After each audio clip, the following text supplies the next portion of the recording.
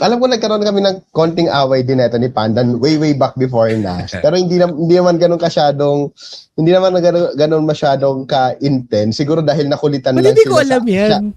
college. Alam ko naalala ko 'yon. Yun pa yung isa palang point. Pwede kasing ang perception ng isa, wala. Pero yung sa'yo, away na pala yon or ganyan. Welcome sa Buhay Buhay Podcast, isang kwentuhan tungkol sa buhay-buhay nating mga Pinoy.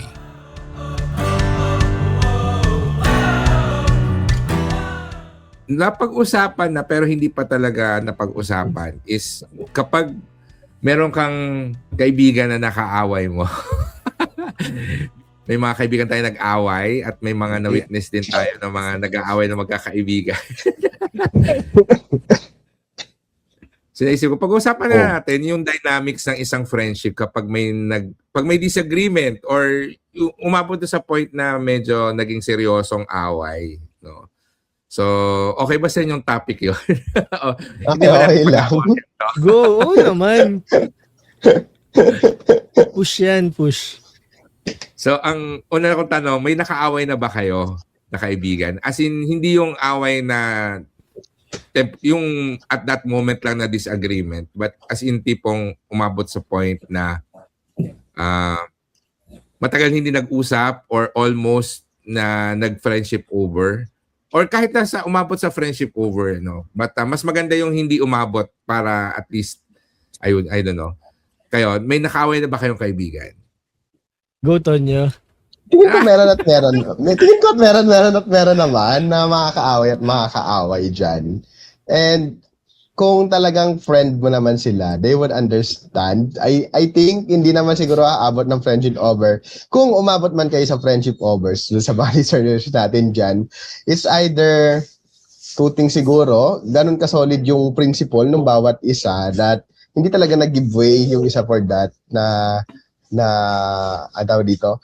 Kasi meron kasing tampuhan or away na hindi kayo mapapansinan for a short period, pero eventually, babalik pa din kasi syempre, mananaig yung parang naging pagsasamahan nyo, pagtotropa nyo. Alam ko nagkaroon kami ng konting away din neto ni Pandan way back before Nash. Pero hindi naman ganoon masyadong ka-intense. Siguro dahil nakulitan Ba't lang hindi sila ko alam yan? college, alam ko naalala ko yon. Yun pa yung isa palang point.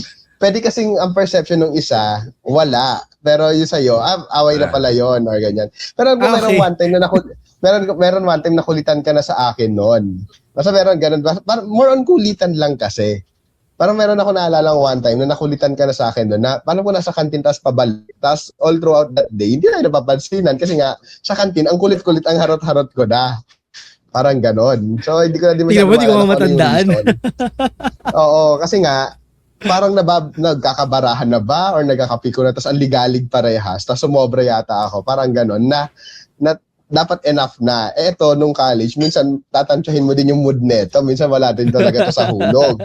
Ganyan times. Yun yung sa atin para lang transparent sa mga listeners. Hindi naman kami totally lagi magkasundo neto. Sabi nga namin, kung may polar opposite ako ng personality, mostly siya yon. Ganyan. Yun yung isa ko sa naaalala. Tapos meron din isa nung high school na I think, eto naman, point of view naman niya, na tingin ko galit sa akin. Noon nag-aaway na kami nung high school before kasi nga nagulat din yung isa kong friend no na ay mag-aaway pala kayo, ano nangyari kasi hindi ako group sa kanila na hindi ko na din maalala kung anong reason na kung bakit nga kami hindi siguro it's something to do with the project na gusto mangyari doon nung high school na hindi kami align ng gagawin. May gusto siyang gawin, may gusto akong gawin, so hindi kami nag-group, hindi kami nagpansinan for that period. Pero after that time nung presentation and all, back to normal naman na lahat. In the same sense, tingin ko, siya din yung galit sa akin ngayon, which is hindi ko pa nakakausap. Kasi, ang nangyari naman, syempre adulthood. So, puntahan na ng binyag, puntahan na ng mga birthday, mga ganyan, diba? So, yung isa sa mga tropa, napuntahan ko yung binyag. At yung sa binyag na yon, nag-invite na siya 6 months ahead. Parang mga ganon kasi next year pa ganyan. nagkataon nagkasakit ako, tapos hindi ako nakapunta. So, nagsabi ako, ganyan, then nag-okay siya, ganyan. And then, netong recent lang, binalikan ko yung binyag kasi nag-birthday na. Nag-birthday na yung inaanak mo. Ganyan. Yung last time lang yon. Sa kanya ko nalaman na nagtatampo pala sa akin yung tropa kong yon. Ko, ha? Bakit? Ano nangyari? Bakit nagtatampo? Kasi hindi daw pumunta nung binyag ng anak niya kahit na sinabihan na matagal na. So, sa akin, wala kasing nakarating. Wala nakarating sa akin. So, sabi ko, in-explain ko naman na at that time, ganito yung sitwasyon ko noon, na may sakit ako, talagang mas malala pa, may flu.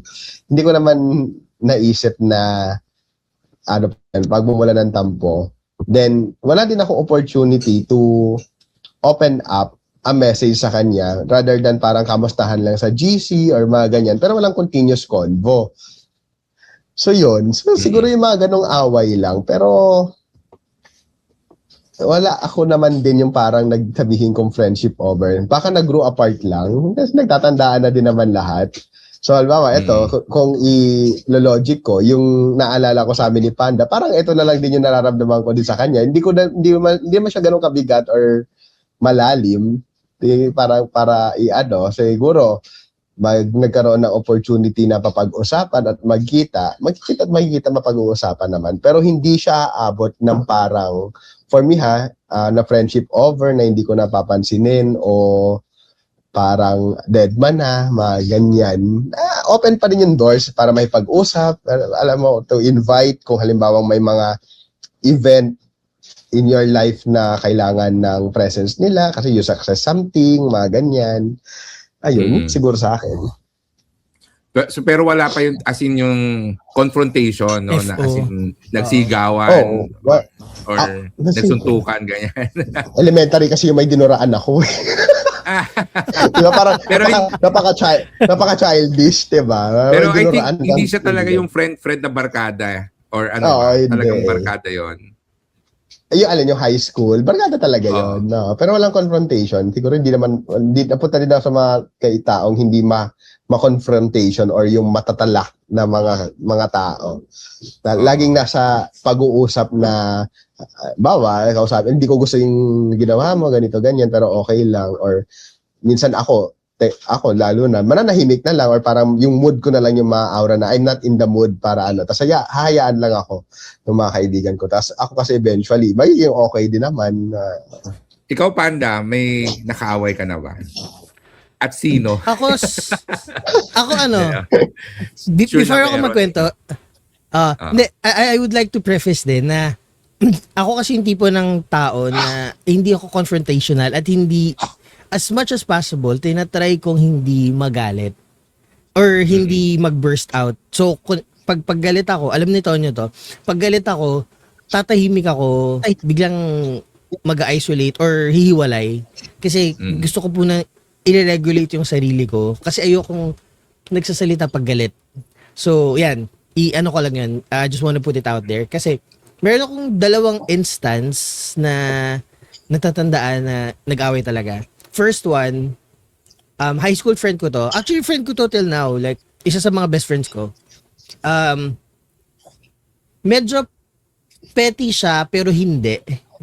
Yung reason. Kasi, yung time na yun, may production pa ako, may photography, photo video prod pa ako nun. Tapos kinuha nila ako as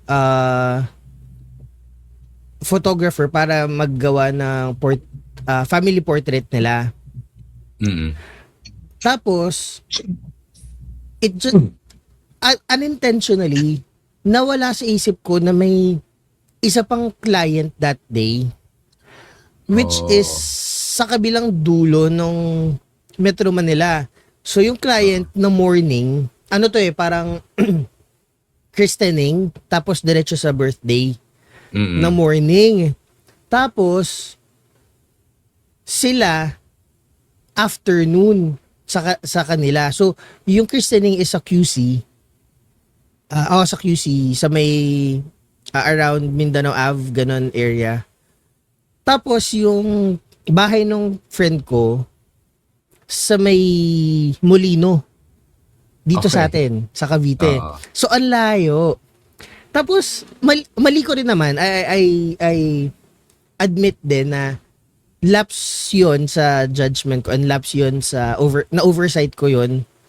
Tapos, ang mali ko kasi, kinausap ko siya as like a friend na sabi ko, reschedule na lang natin ng later time ng mga hapon, ganyan. Tapos, yun na, nag-away na kami kasi parang sabi, teka lang, bakit ka nag-double book, ganyan. Hanggang sa, nagkainisa na, tapos, akala ko wala lang siya. So, biglang sinabi, cancel na natin, ganyan. So, na-cancel yung shoot. Kasi nga, nag-offer naman ako, sabi ko kasi since dalawa naman, group team naman kami, yung isa may iwan dun sa christening, tapos ako, pupunta for the shoot. Pero kasi kaya parang nag-i-issue sa kanila kasi ang dami kong bitbit. So, parang concern lang din sa akin. So, after nun, akala ko tapos na. Akala ko hindi siya issue. The following 2 days, bigla nag-blow up yung issue na bigla nag-chat sa akin yung mga friends ko. Siya sabi, uy, ba't mo naman ginawa yan? Ganyan. Tapos syempre, na-shock ako na, uy, teka lang, akala ko naayos na namin. Yun pala, naging malaking issue na siya kasi hindi rin naman sinabi sa akin personally na hindi lang siya family na nuclear family picture lang na sila lang apparently clan. Oh no. Clan yung wala kasi hindi rin naman sinabi sa akin. So parang nung tinanong ko, sabi family photos, usually kasi pag sinasabing family portrait, ano lang yun, yung nuclear family mo lang. Hindi naman, hindi ako na-inform. Parang, siguro doon nagkaroon ng miscommunication kasi hindi ako na-inform na very big family pala, yung buong angkan pala nila yung pupunta. Kaya pala sila nagalit kasi, yes. Oo. So, sabi ko, I understand. Kaso, sabi ko, sana I was informed din na ganun pala kasi ang sabi lang sa akin family photo. So again, parang on my end kasi pag nagre-request ng ganyan, small group lang like nanay, tatay, mga kapatid, yung photo lang, 'di ba? Tapos yun, nagkasagutan na kami, ganyan. Hanggang sa hindi muna kami nag-usap. Ang tagal namin hindi nag-usap because of that. Parang more than a year din yata. Tapos okay. Oo, more than a year. Kasi talagang sumama rin, parang apparently sumama rin loob ni tita sa akin yung mami ng friend ko. Kasi very close knit yung high school group of friends ko eh. Kasi even yung mga pamilya namin magkakakilala. Ganun kaming ka-close. So parang, syempre, nag-gets ko kung saan nanggaling na si tita parang around that time kasi naka-base na somewhere else eh. Somewhere in south side of the Philippines na. So parang lumipad lang siya for that. And again, I'm not making excuses. Ano lang talaga, parang siguro yung miscommunication lang about the number of people and yung mga commitments, ganyan. So yun medyo naging malaki issue siya. Pero ang gusto ko lang din sa friendship namin, siguro nung medyo nakahinga-hinga na after a year or so, nung nagkita kami, nag-usap na lang kami na parang normal, like normal friends. So, parang napag-usapan namin saglit. Kasi parang wala na naman siyang sasabihin sa akin, wala na ako masasabi sa kanya kasi napag-usapan na rin namin nung away, during that away, even yung mga friends namin. Kasi noong una, nagagalit din yung mga friends ko sa akin eh. Na ba't ko ginawa yung ganyan-ganyan. So nung nag-explain ako, na-shock din sila na, ay teka lang, wala palang ganung exchange of information na nangyari. So parang, in a sense, naintindihan nila ako at naintindihan nila si friend ko. And ako din naman, nagets ko din naman agad once na kinuwento nga yung side na yun. Doon ko nagets, so kasi yung away is unintentional. Parang marami lang naabala kasi because of that. Kaya nag-blow up yung issue. Yun yung first one. Yes. Oo. So yung second one, ito, ongoing pa to. Ongoing po tong second one. Ang daming kaaway, Char. Hindi, pero never ko inaway tong friend ko na to Kasi I'm the type of friend na hindi talaga ako mahilig mang-away. As much as possible na pwedeng pag-usapan o pwedeng kalmahan, kinakalmahan ko. Pero kasi this is more of a money matter. So, this friend of mine, nakicard sa akin. So, okay, sige, go lang. Kaso, there were certain circumstances na I had to make sure na payments are made. Kaso, at that time, nagkaroon ako ng mga issue na sobrang nahirapan ako financially. So, ang only ask ko dun sa friend ko was to make sure na consistent yung payment niya dun sa card. Nagbabayad siya nung siguro mga first 2 months, 3 months. Tapos, biglang nawalan siya ng work. Again, I try to understand as much as possible. So, nawalan siya ng work, kaya hindi siya makakapagbayad. Sabi ko, okay, sige, ako muna magko-cover for this man, ganyan. Hanggang sa hindi na nagparamdam. Hanggang hindi na siya nagparamdam. Oh. Tapos, ang nangyari, dahil nga hindi na siya nagparamdam ng mga 2 buwan, 3 buwan, I was, kasi ako, iniisip ko naman, baka naghahanap ng work. So, okay lang. So, nung in-approach ko na ulit siya, hindi na ako nire-replyan. The reason why in-approach ko siya is, yung card na yun, specifically, parang 2 buwan nang hindi nababayaran. So, nag-start ng mag-roll yung interest and late fees. Syempre ako naman, wala akong extra to pay it off. Kasi talagang literal that time, saktong-sakto lang yung income ko to pay everything na ako yung gumastos. Tapos, kaya kami nag-away kasi dumating na sa point na nag-snowball na into the 6 digits yung utang nung card. Oh, no. Oo. Dahil doon sa pag-snowball into 6 digits ng card, lahat the rest ng cards ko and payables ko naapektuhan. Tapos, parang tinatry ko makipag-communicate na magbigay ka kahit minimum kasi nagawan ko na ng paraan para ma-payment plan to. So, yung commitment mo na lang to pay yung minimum per month. So, oo daw. Nagbigay 2 beses, tapos nawala na naman siya. Tapos, parang ako, naiinis na ako kasi parang anong gagawin ko dito? Tapos, pinuntahan ko na doon, hindi ko siya naabutan kasi wala ang nakausap ko si tita, yung nanay niya. Sobrang, yung nanay pa yung nag-apologize sa akin na pasensya na, ganito, ganyan. Kasi, pero sa akin kasi, kahit I understand yung circumstance mo, hindi ko responsibility yun eh. 'Di ba? It was your responsibility to begin with. Nadamay ako na hindi naman dapat. And ayun, till now hindi niya ako kinakausap. Ikausapin mo na ako, i-chat mo na ako, kilala mo kung sino ka. Ganyan. Oo. Isa-send ko yung link na to mamaya sa kanya. Joke. Hindi. Small yun claims nga, court. Nasubukan mo na ba mag-file ng small claims court? Alam mo yung gusto ko siyang gawin, pero kasi may isa pa akong court stuff na inaasikaso na mas malaki na sabi ko, one at a time, I can do it one at a time. Pero yung sabay-sabay, parang sobrang nakaka-overwhelm kasi.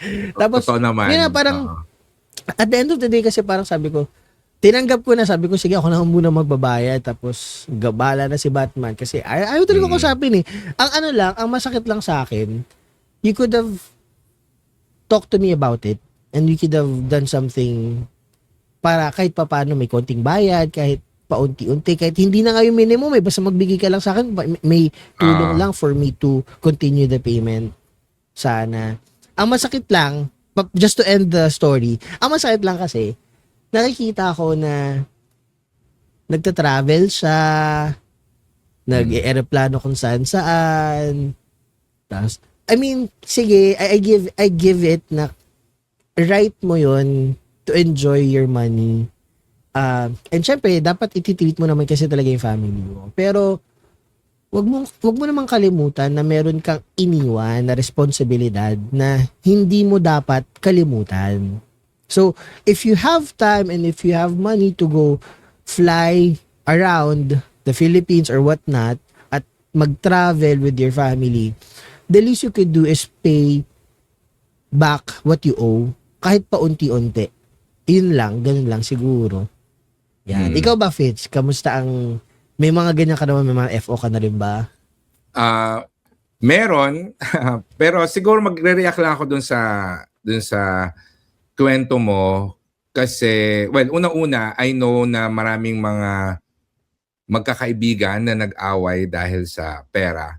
But Pera. particularly, yung cases na umutang tapos hindi nagbabayad pero nakikita mo lumalabas, nagsasangit Nag-i-enjoy, oo. or nagta-travel, ganyan. Ang personal observation ko is usually itong mga taong to wala talagang plano magbayad in the first place. Kasi ginagamit nila yung pag-utang as a way for them na ma-reinforce sa sarili nila na nautakan kita, alam mo yun? Yung mas matalino ako sa'yo, quote-unquote, mas matalino ako sa'yo kasi naloko kita. Kasi somehow, insecure sila sa buhay nila, sa alam mo, or inggit sila sa'yo.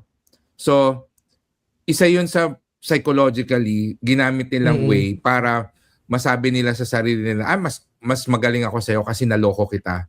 No? So, kasi I've seen those situation sa ibang mga nagpapa-financial consultation sa akin, no, na ganun yung nagiging interpretation later on kasi especially pag decades na lumipas. Kasi imposible naman wala kang pambayad, di ba? No? So, somehow, that was the conclusion na nare-reach nila. And more than several people have told me na yun yung nagiging conclusion nila. So I'm leading to believe na baka yun talaga. Ang sad part lang kasi dyan, parang you're willing to throw away years of friendship. Kasi in my case, it's more than like around 20 years of friendship na. Ganyan. Parang sabi ko, Yes. you're willing to throw away that much years of worth na friendship because of that. Parang, alam mo, nakakasad na nakakainis. Wala lang. Totoo. Yeah. So anyway, kung ako naman personally, wala akong away na as in yung pang teleserye na confrontation. No? Pero na-experience ko yung confrontation not because ako yung nag-initiate pero yung sa akin lumapit and I felt the need to defend myself kasi defend na to reason out kasi yung naaalala ko lang talaga dalawang instances. Hindi ko kasi siya quote-unquote kasalanan, no? Sabihin na natin na hindi ko siya kasalanan. So and both of them sa dorm nung college nangyari, no? So yung first one was nag-form ng parang finals week yon, nag-form ng group study, no? So yung mga kagrupo ko, syempre iba-iba siyang courses pero kasi lahat kami nasa dorm. And group study siya in a way na mag-aral tayo ng magkakasama at least para hindi tayo antokin kahit na hindi tayo nag-uusap basta magkakasama tayo. So ganun yung concept namin ng group study. So nag-decide kami na after dinner mag-group study kami sa somewhere, actually sa McDonald's yon, no?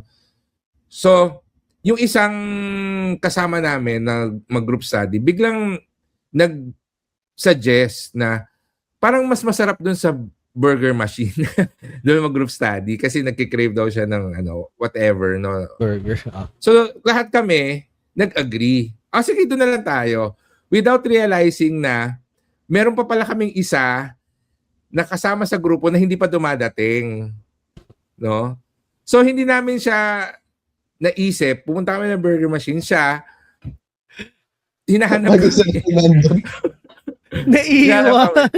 Oo, naiwan siya basically, no? Tapos, nung nag-message siya nag-text, actually hindi sa akin, doon sa isa, na ano, nasan kayo? Doon namin na-realize, ay oo nga, kasama nga pala siya. So, sinabihan namin na, ay, ito kami sa burger machine, ganyan. So, nung dumating siya, galit siya. And, as in, well, 4 lang naman kasi kami. So, 3 kaming nandoon. Kaya nga, I gets ko yung galit niya eh. Nasabi niya, 4 lang tayo. Hindi niyo ba napansin? 3 lang Nakalimutan pa tayo siya. pumunta dito. Oo. So, inaway niya kami isa-isa. As in, yung dumating siya, as in, hindi man teleserye levels kasi nga nasa public place kami. As in, kinausap kami na seryoso. Alam mo yung nasa table, na tahimik lahat, tapos siya lang mag-isa yung nagsasalita. No? So, yun yung ganong away. And, for some reason, ako yung nag-try na mag-reason out. No? Sabi ko, siguro kasi stress lang talaga kami dun sa exams natin, kaya hindi na namin naisip. Kaya, yun. Pero gets ko yung point niya na parang 4 lang tayo nag-usap dito. Hindi, alam mo yun, hindi niya naisip na 3 lang kayo. Kaya, so may mga accusations na siya na siguro talaga hindi niyo rin talaga ako gusto makasama, napipilitan lang siguro kayo, etc. etc. So, yun yung yun yung parang naisip ko na away ng magkaibigan na may konting confrontation. And eventually, actually, naayos siya, but it took some time. Especially kasi, finals week yon, I believe, second sem. So, lumipas yung summer, tapos, nung nakita-kita ulit sa dorm ng first sem, hindi pa kagad magkakasundo. But eventually, in the middle of the first sem, nagkaayusan because inayos kami nung ibang dormmate. Kayong kayong 3, kasalanan niyo naman yung ginawa niyo. Bakit hindi niyo suyuin yung isa? Kasi napapansin namin yung isa trying to make friends do sa ibang ka-dorm. Pero alam mo yon, napapansin mo na minsan yung gusto niyang sumama sa amin kasi alam mo yung mga malalaking grupo na may mga maliliit na grupo. So kaming 4, may malaking grupo din kami. And pag nandoon kami sa malaking grupo, nahihiya siya lumapit. Yun yung parang pinakabarkada niya. So, sa ibang subgroup siya. So, yun, sinabihan kami, kayong 3, suyuin niyo yung isang yun. No?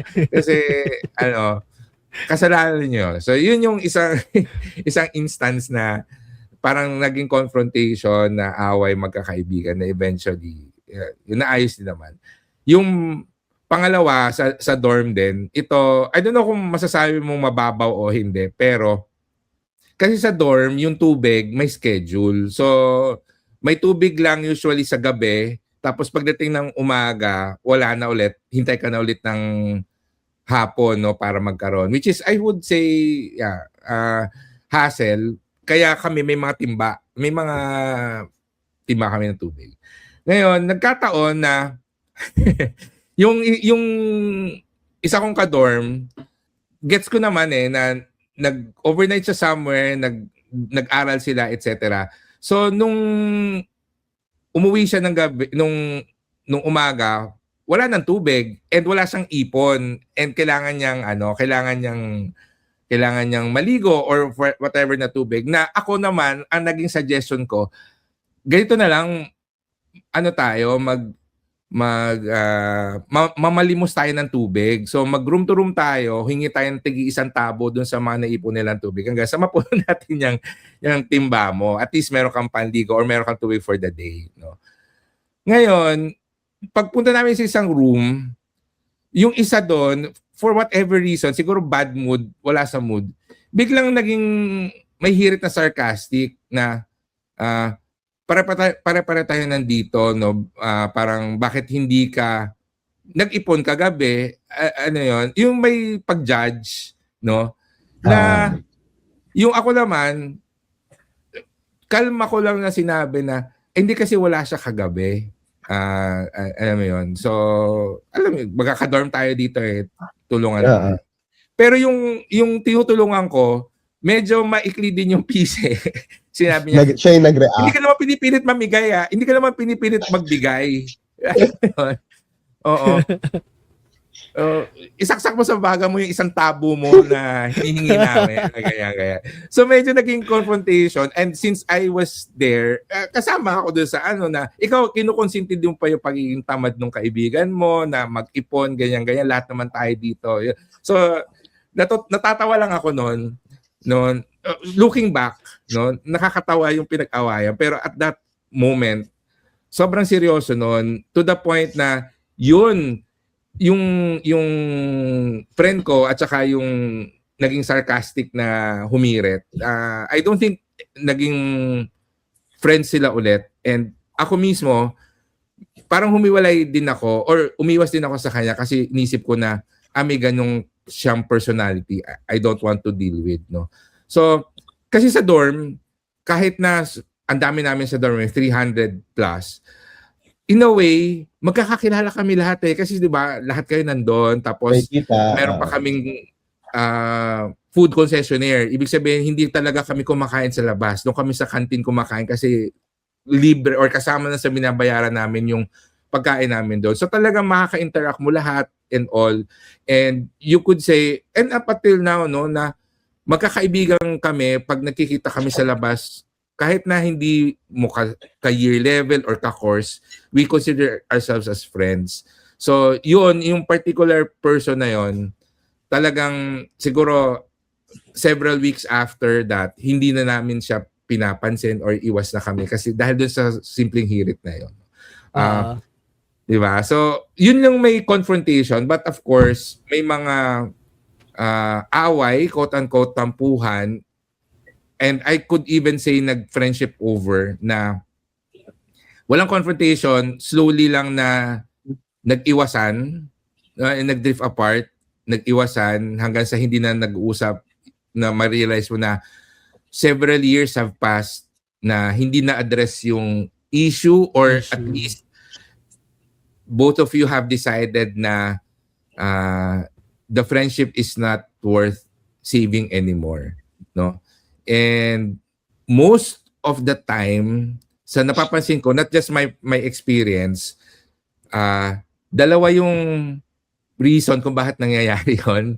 Siguro I'll ask for your opinion if you agree. Una, usually yung mga nagdi-drift apart to the point na nagpe-friendship over, number one, because of money, and number two, because of politics. Yan. So marami kasi akong kilala nag-friendship over, and I would say ako, yes, meron akong nilayuan na to the point na nasabi ko sa sarili ko na okay lang sa akin na hindi na kami maging friends because of politics. Ano sa tingin nyo? Anong opinion nyo doon? And meron pa bang ibang reason kung bakit nag-friendship over ang dalawang magkaibigan? Ano yung reason? Yan.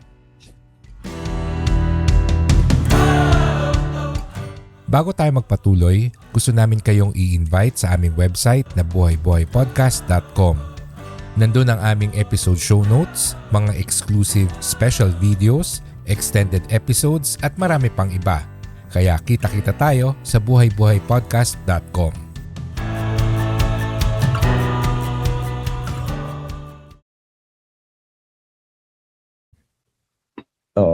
Tingin ko principle talaga. Iba yung friendship over na talagang choice mo, diba, na ayoko na maging friend sa'yo. Rather than doon sa nag-drift apart unti-unti. Kasi nga, naging adult na, may kanya-kanya ng buhay. Pero pag nagkabalikan or pag nagkita kayo, parang usual na lang or parang acquaintance na lang din, mga ganyan. Oo, yung sa principle, tingin ko malaking factor dyan. Ako thankful enough ako na in terms of politics, yung mga nakapaligid sa akin, yung mga nakikilala ko na talagang close ko, so far ha. Kasi hindi din ako nagdedwell ng malalim pag ganun yung topic dun sa isang tao.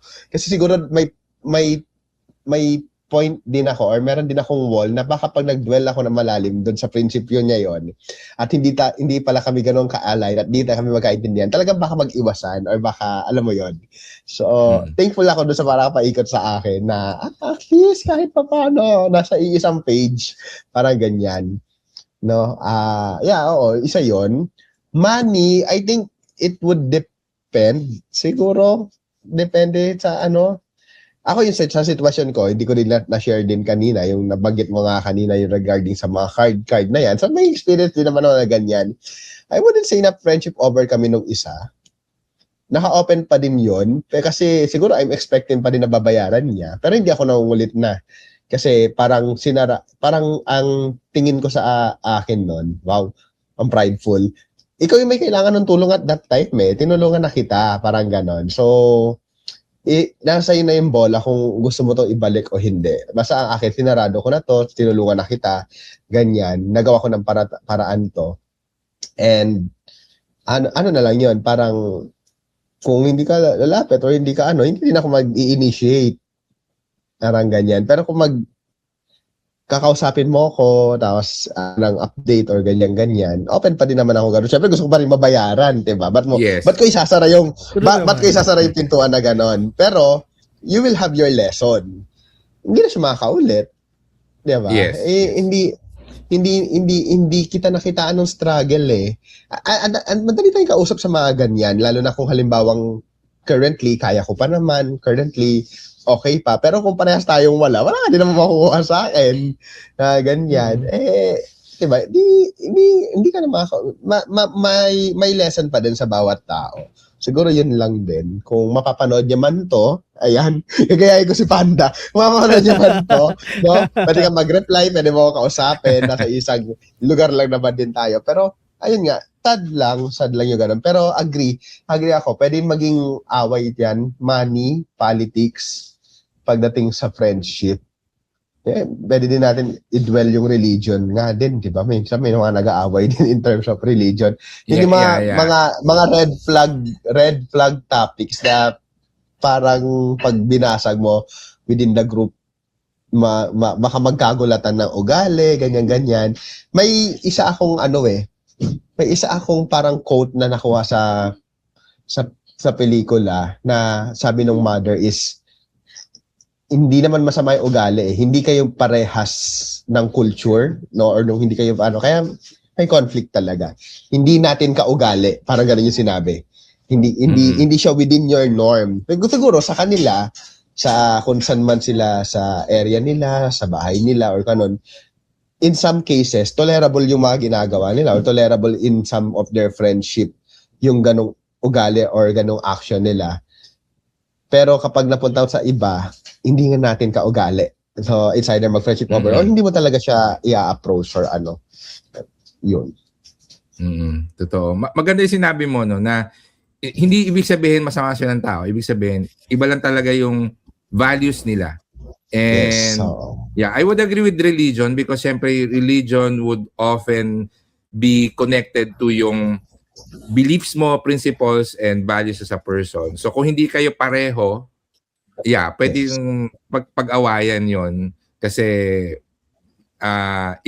magkaibang values yung pinaniniwalaan nyo. So, pwede mag-clash to the point na mag-aaway and possible na mag-FO. Ikaw, Panda, may naka-FO ka na ba because of religion or politics? Ayan. Sa politics, for sure, meron. For sure. Nakaaway, for sure. Hindi man outright nagkasagutan, pero alam mo yung mga, syempre dumating tayo sa punto nun na nagpaparinigan na sa Facebook. Yes. Yung mga passive-aggressive na parinigan sa Facebook. Kaya medyo naging petty din ako dyan before kasi meron kasi talaga na iba na parang hindi sila ako din naman, minsan admitted din ako dyan, hindi magbabudge. Pero ako kasi, as much as possible, open naman ako makinig. Pero kapag yung rationale mo or yung justification mo ng mga bagay-bagay na pinapaniwalaan mo tramples other people's rights, tramples other people's hindi beliefs eh. Siguro nga, the best way is yung natatrample yung rights ng ibang tao. Doon talaga medyo wary na ako. Kasi, if you're willing to oppress a group because of your political belief, of your religious belief, off na sa akin yun. Kasi, in the first place, kung ibang tao nga, pwede kayong pagbigyan sa mga pinapaniwalaan nyo, bakit hindi nyo pwede ibigay yung same courtesy? 'Di ba? I just find it a bit selfish and a bit siguro condescending or yung it's parang may superiority complex ba na feeling nila sila yung right shoes, sila yung tama, sila yung ganto ganyan because yun yung sinasabi sa religion nila, yun yung sinasabi sa ng mga political people na sinusundan nila, ganyan. So, yun. For sure, deal breaker yun for me. Pero again, I'm open to discussions kasi surprisingly enough, I have several friends and acquaintances na politically kabaliktaran ko ng pinaniwalaan. Pero we were able to have an open discussion. Walang nagalit, walang nagsigawan, walang nagkupalan. It was just really an open discussion, hearing their side, my side. Tapos, ang funny lang doon kasi at the end of the day, nagkaroon lang kami ng mutual agreement na kung mag-aaway tayo dahil lang papaulit-ulitin natin tong topic na to, we can just go ahead and skip that part na kung saan tayo nag-agree, let's just stick to that. Kung saan tayo mapayapa, kung saan walang issue. Ito specifically kasi yung mga badminton friends ko. So, may isa sa kanila na very kabaliktaran talaga ng politically na pinapaliwalaan ko.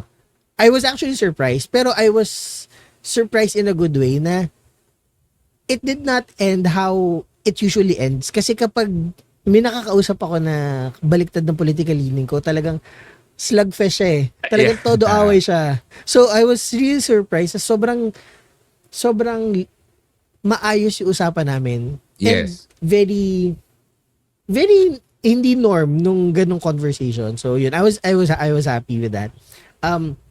Tapos, religion, ito medyo ako dito, medyo mama ko dito. Di ako masyadong nagko-comment when it comes to religion kasi alam niyo, naman ako, agnostic ako. And as much as possible, ang pinapaniwalaan ko lang talaga is do good to other people. If your religion says otherwise, or if your religion says na kayo lang yung tama, kayo lang masasalba, then, again, I will always say this, double think, triple think, rethink what your religious belief is. Kasi, if you're willing to do that, if you're willing to oppress other people, then that's not a God that you need to be following. That's a God that you should double think of following. Ganyan. Ano pa ba? Sa money, yun nga, yung kwento ko kanina. Yun yung usual issue when it comes to money, eh, diba? Parang, yes. Again, nakukuha naman kung if you're struggling and your friends help you, courtesy mo na lang is to pay it back as soon as you can. If hindi, talk to your friend, explain kung anong nangyayari sa buhay mo, and then sabi mo, baka pwedeng hulug-hulugan ko or paunti-unti. Alam mo yun, that way, makita lang din ng kaibigan mo na hindi mo gustong sayangin yung friendship because of just money, di ba? Na you're still willing to work things out and do everything you can para mabalik yung kindness na binigay sa'yo. Ayan. Ikaw ba, Fitz? Sa akin, walang confrontation but definitely may mga nag-friendship over because of politics. And naging di ba? Naging conversation pa yan in social media na bakit mo itatapon yung years of friendship nyo just because magkaiba kayo ng politics. But nandun ako dun sa side na yung not just politics but also yung values, yung religious beliefs, no? It says a lot about you as a person. And I understand na there will be a time na ayaw mo nang makasama itong taong ito because hindi talaga kayo aligned pagdating sa paniniwala. So hindi siya yung tipong mababaw lang. Hindi siya mababaw lang na friend na because of politics, no? It's always deeper na kumbaga, sabihin na natin, no, gusto mo bang maging kaibigan ng isang tao na kunwari beach person ka, tapos yung kaibigan mo ay mountain person? Gusto mo bang maging kaibigan yon? In a sense. So, kasi magkaiba kayo ng trip di ba? Magkaiba kayo ng gustong ginagawa. So probably that friendship will not last very long. So it's very similar to that na you can be civil with each other, yun na lang yung at least, the very least. Pero kung sobrang close kayo dati, pero nagkaroon kayo ng difference pagdating sa political/religious beliefs, I don't think hindi masama kung quote-unquote mag-friendship over, meaning from friends to acquaintance na lang kayo. Parang hindi masama na yun, magkakilala na lang kayo, mag-drift apart kayo. I don't think there's something wrong with that. No? Okay lang yun. Especially because I believe na may ang friends, di ba, there are friends for the moment, yung mga na-meet mo during travel lang, na dun mo lang siya magiging kaibigan. May friends for a season, na this chapter of your life mo lang sila kaibigan, di ba? And then may friends for a reason na naging kaibigan mo siya kasi meron lang siyang purpose or meron siyang lesson na gustong ituro sa'yo kaya naging kaibigan mo siya at that moment. And then, of course, may mga friends for life na ito talaga, alam mo na hanggang dulo, gusto mo siya maging kaibigan. So, depende talaga. And probably, yung mga taong yon, friends for a season, naging close mo siyang kaibigan during several years lang. And I would say na chapter over na kayo. Kaya nag-end. So, yun. Siguro going back dun sa pag-aaway ng mga magkakaibigan, ano ba dapat yung strategy para ayusin siya? Do you believe na dapat pinag-uusapan siya kagad para hindi ma-overthink yung situation? Or sa tingin nyo mas maganda na kung may mag-away ay bigyan nyo muna yung isa't isa ng space? Ano ba sa tingin nyo yung appropriate na strategy pagdating dyan sa pag may mga magkaibigan na nag-aaway? I would say na hindi yung sobrang hindi yung sobrang seryoso, no, na but yung mga sabihin natin mga small to medium scale na klase ng away, is it better to immediately talk about it or to give each other space? Ano sa tingin yung mas okay na approach? It depends pa din sa person. Pero kung halimbawang mabobrought up lagi siya during your journey as a friends, mabuti na upuan siya at mapag-usapan hanggat hindi pa siya tapos. Meron kasing mga ganun may tao na gusto agad-agad pinag-uusapan pero ayaw nung isa kasi nga hype of emotion pa ako. And I guess in my part, ayaw ko din ng agad na pinag-uusapan kasi may ugali ako na pag kumalma naman ako, mawala naman na to, hindi na siya big deal sa akin. May ganun Pero meron kasing tao din naman na hindi to maaalis sa akin hanggat hindi ko nasasabi. Hindi maaalis sa akin, ganyan. Na dapat dun sa dalawang magkaibigan na ganun, meron mag-a-adjust. Parang relationship, di ba? Na kung pag-uusapan natin ngayon to, hype of emotion ako, hapyaw lang siguro, tapos tsaka natin balikan para ma-ease lang yung isa. Kasi pwedeng ganun pwede siyang, alam mo yun, hindi mo natin i-dwell, pakikinggan mo, pwede ba na ikaw na hindi mapakali, pwede ba ikaw lang muna yung magsalita, I will absorb, saka kanila kita balikan kapag okay na ako, para hindi tayo sabay. Pwedeng ganun. Tapos pwede din naman kasi na, meron kasi along the journey ng friends mo na uungkat pa rin yung naging away nyo, naging problem nyo, mga ganyan. Siguro kapag dumating sa point na ganoon, yun yung time na talagang, yun yung masinsinan na upuan or kausapin. Bakit na uungkat pa din to? Bakit pa rin natin na napag-usapan? Or bakit pa rin ito na-brought up? Is it as part of a joke ba? Kasi hindi na ako komportable. Ano bang magagawa natin para maging okay to, ganyan-ganyan. Yun lang yung tumatakbo sa isip ko. Pero for me, siguro, kung may magko-confront sa akin or kung ano man, siguro hindi, ako, personally, ayoko na agad-agad. Ayoko nang, na point ako na naiinis. Kasi gusto ko din pag-isipan yung sasabihin ko. May times kasi na pag nagdire-diretso din na nang sasabihin, hindi ko din babawiin kasi. Nasabi ko na, ayoko na bawiin. So, ayoko naman din ganun. So, on my part, gusto ko, after na lang, para mas ma-explain ko yung sarili ko na hindi, yung action ko at that time, for me, hindi big deal. Kaya siguro ka nainis, again, baka nga hindi tayo magkaugali at that time, kaya ka napikon sa akin. Pero, sa point of view ko, no offense meant yun. Parang nasabi ko lang or nagawa ko lang ganyan-ganyan. Mas ma-explain ko ng kalmado ako. Ayun. Yun siguro sa akin. Sa akin, dito kasi papasok yung how well do you know your friend. Oo.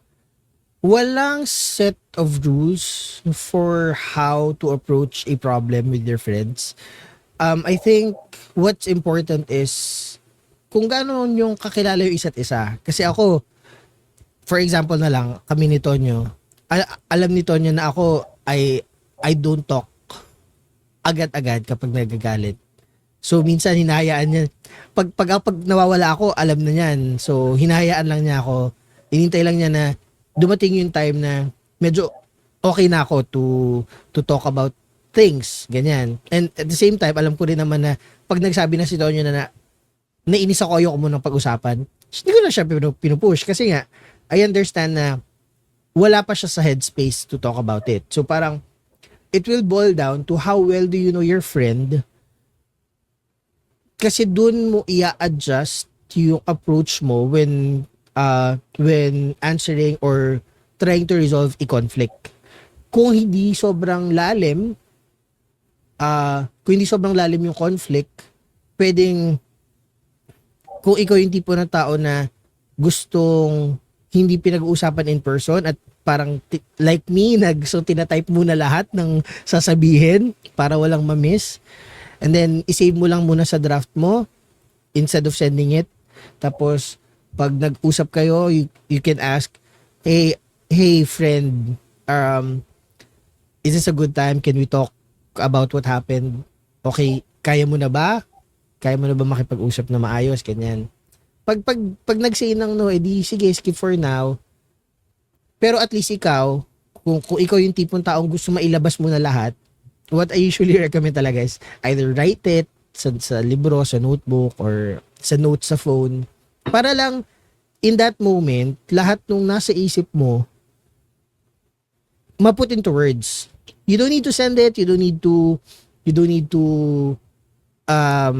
talk about it agad. At ang importante kasi is, nailabas mo lang siya in one way or another in that sense. Tapos yun, pag okay na lahat, then you can go ahead and send it or pag nagkita kayo at talagang may tipo kasi ng tao din na when verbalizing their thoughts, minsan nachochoke up, yes, or nahihirapang magsalita kasi na-overwhelm sila ng emotion. So another good way is, yun nga, sabi ko nga, since na-type na, pakita mo na lang. Sabi ko, ito yung gusto ko sabihin sa'yo.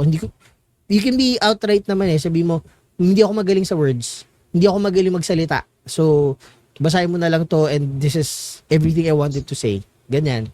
So, ayun, ganun lang. Siguro, just be understanding of each other. Alam ko na when it comes to arguments, palagi may isa or parehas kayong hyped sa emotion. So, a good way to start is giving yourself time to breathe and relaxing your brain para para lang maiwasan din na nag-uusap kayo na may masasabi kayo na hindi nyo naman intention sabihin at mapapalala lang yung away nyo because of that, because you spoke out of anger instead of out of wanting to understand each other.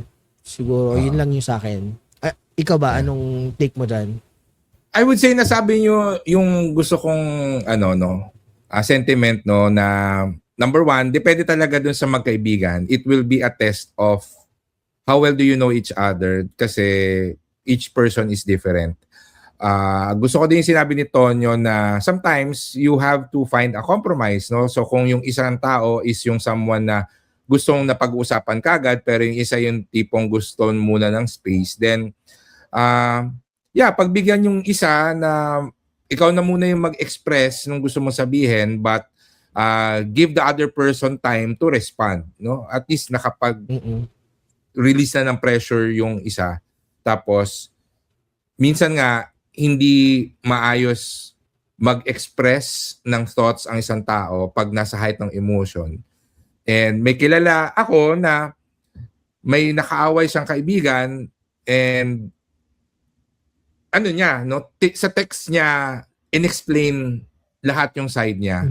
Tapos yung isa tumawag para doon naman niya sinabi yung gusto niya sabihin. Tapos Ang galing.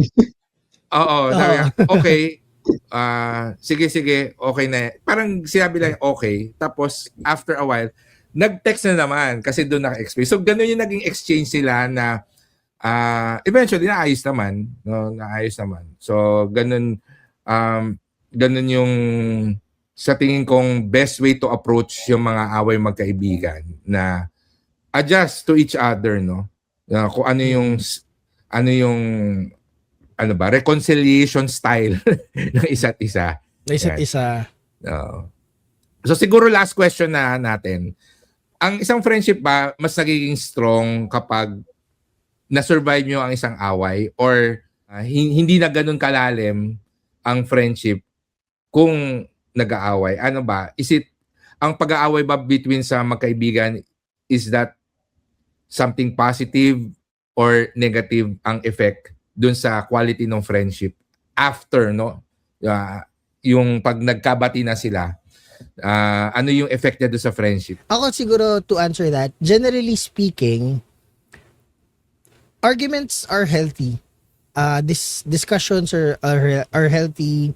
Disagreements, it's healthy again. It's just going to be unhealthy when it comes to yung approach ng pag-resolve niya. Not all the time. So, para sa akin, normal na magkaroon ng disagreement kasi hindi naman kayo 100% palagi kakaintindihan or mag-a-align sa lahat ng bagay. There are gonna be times na iba yung pinaniwalaan ng friend mo, iba yung pinaniwalaan mo, or minsan ma-overstep mo yung boundaries mo or ma-overstep niya yung boundaries niya and doon magkakaroon ng conflict, and again, that's all right. But what matters most is how you try to resolve the issue. Kung paano nyo i-approach yung disagreements nyo. Will you try to approach it in a confrontational manner? Will you approach it in a civil way na sabihin nyo kung ano kung saan kayo hindi naging comfortable with each other or kung anong scenario yon, and then how will you talk it out? Mas naniniwala kasi ako na kung wala kayong disagreement, nagpaplastikan na kayo as friends. Personally, personal opinion ko to, kasi never in the entirety of my life sa mga best friends ko na wala kaming pinag-awayan. Kasi it just shows na hindi kayo perfect match. You can never be a perfect match. Walang perfect match na friendship. At a certain point in time, magkakaroon kayo ng disagreement, and again, that's all right. What matters most is how you try to fix the problem, how you fix the disagreement, and then how you move forward. Kasi once you fix the problem, once you've talked it over, at least may idea ka na. So, alam mo na ito pala is a sensitive topic for them. So, dapat medyo mas maging mindful ako when talking about this specific subject, or ay ito palang subject na to is very close to their heart, so dapat medyo kung may sasabihin akong negative or may sasabihin ako na medyo kabaliktaran nung pinapaniwalaan niya, pag-isipan ko muna and then try to ease in the conversation. Hindi yung basta talakan na lang ng talak. So, yun, parang just be mindful kasi friendship naman, ganyan naman yan eh. And again, pag hindi kayo nag-aaway, hindi kayo true friends. Kapag lahat masyadong smooth sailing, isa lang ibig sabihin yan, nagpaplastikan kayo. Might be na sa harap nyo ng isa't isa, hindi kayo nagsasabi ng kung ano, pero behind their backs, kung ano na sinasabi niyan, kasi hindi niya masabi sa'yo dahil nga pinaplastikan niya kasi gusto niya either may nabe-benefit siya sa'yo or something similar to that, diba? So again, discussion, disagreements, it's a healthy part of a relationship or of a friendship, pero mas healthy na you learn from the disagreements and you move forward and make your friendship stronger. Yun lang yung sa akin. I agree, charot. Ako na pumasok sa isip ko dyan, parang oo, in any type of relationship, whether it's a family, friend, relationship, parang hindi pwedeng hindi dumaan ng walang argument or walang inisan or hindi kayo, imposibleng dumaan yung taon or pagsasama nyo ng that smooth sailing. There's something wrong. Mm-mm.